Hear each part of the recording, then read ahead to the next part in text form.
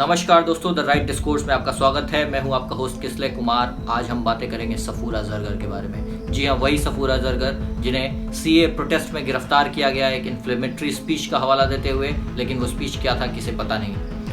उन पे यूएपीए जैसे चार्जेस लगाए गए और उनको बेल डिनाई किया गया। कई महीनों तक उन्हें जेल में रखा गया, बावजूद इसके कि वो प्रेग्नेंट थी। उनका ह्यूमन राइट्स वायलेशन हुआ, उनके मेडिकल कंडीशंस ख़राब थे, लेकिन अब जाके उन्हें बेल ग्रांट की गई है। तो इस केस के पूरे लीगल एस्पेक्ट के बारे में बातें करने के लिए आज हमारे साथ मौजूद हैं बहुत ही खास गेस्ट सुमित सौरभ, जो दिल्ली में प्रैक्टिसिंग लॉयर हैं। आज हम इस केस के लीगल पर्सपेक्टिव के बारे में उनसे बातें करेंगे। तो आइए अब इस केस के लीगल पर्सपेक्टिव के बारे में हम अपने गेस्ट से बातें करते हैं और जानते हैं कि लीगली ये केस कहाँ खड़ा होता है और उन पे ये चार्जेस कितने वैलिड थे। सुमित, स्वागत है आपका द राइट डिस्कोर्स में। मैंने इस शो को शुरू करने से पहले बहुत ज़्यादा इंट्रोडक्शन नहीं दिया सफूरा जरगर के केस के बारे में, क्योंकि मुझे पता था कि आप यहाँ पे एक्सपर्ट हैं और आप ज़्यादा बेहतर तरीके से हमारे व्यूअर्स को समझा सकेंगे कि सफूरा जरगर का केस क्या है। तो सबसे पहले शुरुआत करते हैं सबसे बेसिक क्वेश्चन से। आप बताएं लीगल पॉइंट ऑफ व्यू से कि सफूरा जरगर का केस क्या था। थैंक यू किसले आपके प्लेटफॉर्म पे मुझे इनवाइट करने के लिए। और रही सफूरा जरगर के केस की, तो ये केस एक ब्लंटली एक सेडिशन की केस फॉल्सली बनाई गई है। जहां तक देखा जाए शुरुआत से, since day of the first speech, that is 23rd February of 2020. 23rd February को जैसा पुलिस डिपार्टमेंट बताती है, 23rd February को चांद बाग में सफूरा जरगर ने इन्फ्लेमेटरी स्पीच, पर इन्फ्लेमेटरी स्पीच क्या था क्या नहीं था ये आज तक कोर्ट में नहीं डिस्कस हुआ। और रही बात, एक तरफ वो बोलते हैं इन्फ्लेमेटरी स्पीच 23 फरवरी को हुआ, जबकि उनकी कई एफआईआर लॉन्च हुए हैं, जिसमें से एक एफआईआर आपकी है एफआईआर 60/2020, जिसमें क्लियरली कहा जाता है कि इन्फ्लेमेटरी स्पीच जो सफूरा जरगर ने दिया है वो 24 फरवरी को दिया, 23 फरवरी को नहीं दिया। तो 24 फरवरी को देने वाले स्पीच को कैसे वो लोग फैक्ट में बताते हैं कि 23 फरवरी को दिया, ये अपने आप में एक सवाल है। रही बात अरेस्ट होने की बात, 10 अप्रैल को ठीक है, चलिए पुलिस डिपार्टमेंट को लगता है कि वो इन्फ्लेमेटरी स्पीच है तो उसने अरेस्ट कर लिया।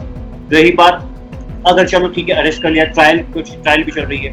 पहली ट्रायल में पहली बेल एप्लीकेशन रिजेक्ट होती है, सेकेंड रिजेक्ट होती है, तीसरी रिजेक्ट होती है, चौथे में भी कोई क्वेश्चन नहीं होता है। क्वेश्चन उठना था आपकी, जैसे आपकी सवाल उठनी चाहिए थी इन्फ्लेमेटरी स्पीच क्या होती है, फिर यूएपीए जो एक्ट है जो लगाई गई है ये क्यों लगाई गई, यूएपीए का मतलब क्या होता है, इसमें इस पूरे केस में कहीं भी बताया नहीं। यूएपीए एक्ट जो आपका जो एक्ट है पूरा क्लियरली बोलता है unlawful activities and prevention act, जो कि सिर्फ और सिर्फ टेररिस्ट के लिए बनाया गया था, उसको एक सिविलियंस के लिए कैसे यूज किया गया ये नहीं बताया गया। तो ये सरासर एक पूरा फैब्रिकेटेड केस है, जिसमें हो सकता है कि आपकी पुलिस को सारे इन्फ्लुएंस्ड पॉलिटिशियंस, तो एक एंटी जो आपकी सिटीजनशिप अमेंडमेंट एक्ट है, इसको छिपाने की आड़ में, इसको दबाने के आड़ में हमारी जो सफूरा की जो फंडामेंटल राइट है, जो आपकी article 19 of the Indian constitution में जो आपकी फ्रेम गारंटेड है, उसको भी दबाने की पूरी कोशिश की गई। तो अपने आप में एक गलत केस है। अच्छा, तो सुमित, हमारे दर्शकों को ये भी बताएं कि क्या ऐसे केसेस में बेल मिलना इतना वाकई डिफिकल्ट होता है, या इस केस को स्पेशली डिफिकल्ट बनाया गया बेल मिलना?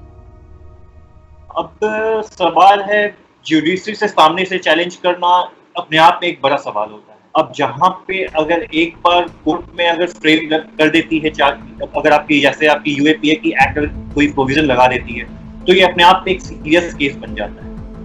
अब कोर्ट को ये समझना चाहिए था कि यूएपीए का मतलब क्या है। यूएपीए को समझे बिना हम लोग डायरेक्टली यूएपीए किसी पे नहीं लगा सकते। एक सिविलियंस होती है, सिविलियंस के लिए लॉ बनी हुई है, लेकिन उस लॉ को छोड़कर आप यूएपीए में जाओ, व्हाट ग्राउंड, ये ग्राउंड कभी डिस्क्लोज नहीं किया गया। तो हमारे लिए बेहतर होगा पहले हम यूएपीए को समझें। यूएपीए अगर आप चाहें तो हम लोग यूएपीए पे भी डिस्कस कर सकते हैं। हालांकि चलिए शॉर्ट में अगर आप चाहें तो इस चीज को एक्सप्लेन कर दें हमारे व्यूअर्स के लिए। हाँ, बिल्कुल। यूएपीए आपका अनलॉफुल एक्टिविटीज प्रिवेंशन एक्ट 1967 ये एक ऐसी एक्ट लाई गई है 1967 में, जिसके तहत आपकी कोई भी अगर इलीगल एक्टिविटीज अगर कुछ भी जुड़े हुए होते हैं जिससे टेररिस्ट एक्टिविटीज इंक्लूड होती है, तब फिर इसकी एक्ट की जरूरत पड़ती है, जो कि आपकी United nation 4385 meeting adoption resolution committee में इसको डिसाइड किया गया था। तो यूनाइटेड नेशन ने इसको पूरी इम्प्लीमेंट करने के लिए इंटरनेशनल मेजर्स को, इसको टेररिज्म को कंट्रोल करने के लिए इन सब चीज़ों को लागू करने को सजेस्ट किया। तो ये हालांकि बहुत जरूरी था इंटरनेशनल टेररिज्म को रोकने के लिए, बट हमारे इस केस में जब ये आपकी सफूरा ज़रगर के केस में ये तो कहीं भी नहीं लगता, बिल्कुल नहीं लगता है। एक मामूली सी एक आती आपकी सिटीजनशिप अमेंडमेंट एक्ट एक आती है, उस एक्ट को आने से अगर मान लीजिए हमारी फंडामेंटल राइट ब्रीच करती है, तो अगर हम पीसफुल अगर प्रोटेस्ट करते हैं इसमें क्या करें? मुझे तो नहीं लगता कहीं गलत, लेकिन पता नहीं पुलिस को क्यों गलत लगी, कोर्ट को क्यों गलत लगी, नहीं समझ में आया। आर्टिकल 19 आपकी right to freedom of speech and expression है, ये तो हर लोग बच्चे भी जानते हैं आज की डेट में, लेकिन इसको ओवरलुक करके हम लोग यूएपीए पे हम लोग फोकस करने चले गए। हमारी कोर्ट क्या कर रही थी पता नहीं। यहाँ तक कि मुझे हैरानी होता है आज तक के किसी भी लॉ में, अपने इंडियन लॉ में टेररिज्म का डेफिनेशन डिफाइन नहीं, तो कैसे इसको टेररिज्म डिक्लेयर किया गया पता नहीं। बिल्कुल। तो आपका बेसिकली ये कहना है कि इस यूएपीए एक्ट का मिसयूज पुलिस के द्वारा किया गया और कहीं ना कहीं इसमें सरकार का प्रेशर रहा हो या जो भी रहा हो, ये बताना तो हमारे लिए मुश्किल है, लेकिन कुछ तो है जिसके वजह से इसका मिसयूज किया गया। तो एक सवाल और खड़ा होता है कि क्या पुलिस किसी भी इंसान को कहीं से भी उठा के कोई भी चार्जेस लगा देती है या लगा सकती है, या पुलिस की कोई अकाउंटेबिलिटी होती है? इसको तय करना सिटीजन्स का काम है, लेकिन वो तय नहीं होता है। तो पुलिस का क्या रोल है इसमें? पुलिस की रोल होती है कि शहर में एक लॉ एनफोर्समेंट एजेंसी होती है पुलिस, जिसकी काम ही होती है लॉ को एनफोर्स करना। अब हालांकि हमारे इंडिया में एक सेंट्रल एक्ट है, पुलिस एक्ट 1860, जो कि अपने आप में ही बहुत ही ढीली कानून है, मतलब साइलेंट है आपकी, उसमें कुछ भी कॉन्फ्लिक्ट नहीं है, लाइक ब्रिटिश से चलता आ रहा है, लेकिन उसके ऊपर जो होती है जवाबदेही सिर्फ पुलिस सिस्टम की हायरार्की के लिए होती है या फिर पॉलिटिकल एडमिनिस्ट्रेटिव के लिए होती है। क्या ये आम जनता के लिए क्या वो अकाउंटेबल है? बिल्कुल नहीं है। तो अगर पुलिस एक्ट 1861 देखा जाए तो उसमें काफी लुक होता है, तो अगर उस एंगल से देखा जाए तो जाहिर सी बात है पुलिस के ऊपर कोई चार्जेस लगे ना लगे कोई फर्क भी नहीं पड़ता है। पुलिस मनमानी करती है तो आए दिन आप ही देखते हैं, कभी वकील पे गोली चला रहे हैं, कभी आम जनता पे गोली चला रहे हैं। अब जामिया इस्लामिया का बहुत ही बड़ा लैंडमार्क केस बन गया, एक सिविलियंस पे बेतहाशा गोली चला दिया गया, लाठी चार्ज किया गया, लाइब्रेरी में पढ़ाई की जगह पे कुछ के मारना, ये तो अपने आप में ही गलत था। और ये भी तो अपने आप में ही बड़ा केस है, सफूरा ज़रगर की केस। तो अकाउंटेबिलिटी की बात तो मुझे नहीं लगता कहीं भी कोई एक्शन लिया जा सकता है पुलिस। तो बेसिकली पुलिस की अकाउंटेबिलिटी तय करने के लिए हमारे पास जो भी कानून है वो बहुत वीक है या उन्हें वीक बना दिया गया है, जैसा कि आपका कहना है। तो सुमित, ये भी बताएं हमारे दर्शकों के लिए, बहुत से लोग ये सवाल कर रहे हैं कि एक प्रेग्नेंट लेडी को इस तरीके से जेल में डाल के उनको बेल डिनाई करना उनका ह्यूमन राइट्स वायलेशन भी है, साथ में उनका जो एक संवैधानिक उनको अधिकार मिला है बेल का, उसका भी वायलेशन है।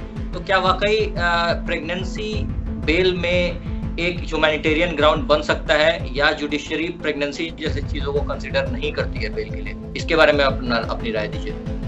ये कोर्ट के पास डिस्क्रिशनरी पावर होती है। अब लाइक आपकी सफूरा ज़रगर केस, सफूरा ज़रगर केस एक आपकी कुछ फीमेल मेडिकल प्रॉब्लम से कुछ प्रॉब्लम फेस कर रही थी, उसके बावजूद कोर्ट ने ओवरलुक किया है, उनकी मेडिकल ग्राउंड्स को नहीं देखा। अब ये तो बोलना बिल्कुल जायज़ है कि एक प्रेग्नेंट लेडी को ऐसे तिहाड़ जेल में डालना इस अपने आप में एक शर्मनाक, बहुत ही शर्म वाली बात है। तो हाँ, मगर ऐसा भी नहीं है कि प्रेग्नेंट लेडी को जेल में नहीं रखा जा सकता है, रखा जा सकता है, but to take a very concrete measures के साथ हाँ उन्हें पूरी मेडिकल असिस्टेंस दी जाए। लेकिन ऐसे सफूरा ज़रगर के केस में ऐसा बिल्कुल नहीं हुआ। और फिर रही बात ह्यूमैनिटेरियन ग्राउंड, इसको बनाया गया है। अगर केस की स्टार्टिंग से देखी जाए तो ये जैसा पुलिस ने बताया कि सफूरा ज़रगर ने इंफ्लेमेटरी स्पीच दिया था 23 फरवरी को।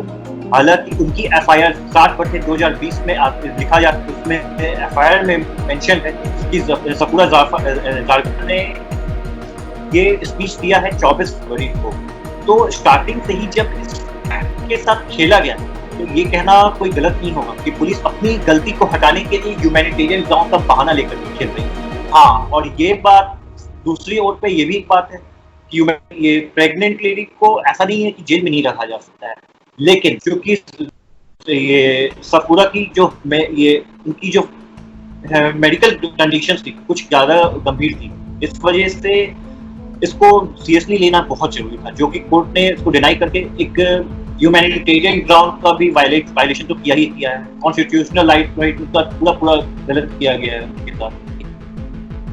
जी जी सुमित, एक चीज और देखने को मिलती है जब हम एक केस दविंदर सिंह का देखते हैं। दविंदर सिंह को 90 दिनों के बाद पुलिस के चार्जशीट नहीं होने की वजह से उन्हें बेल दे दी गई, जबकि वो और भी सीरियस केस में फंसे थे। वो रेड हैंडेड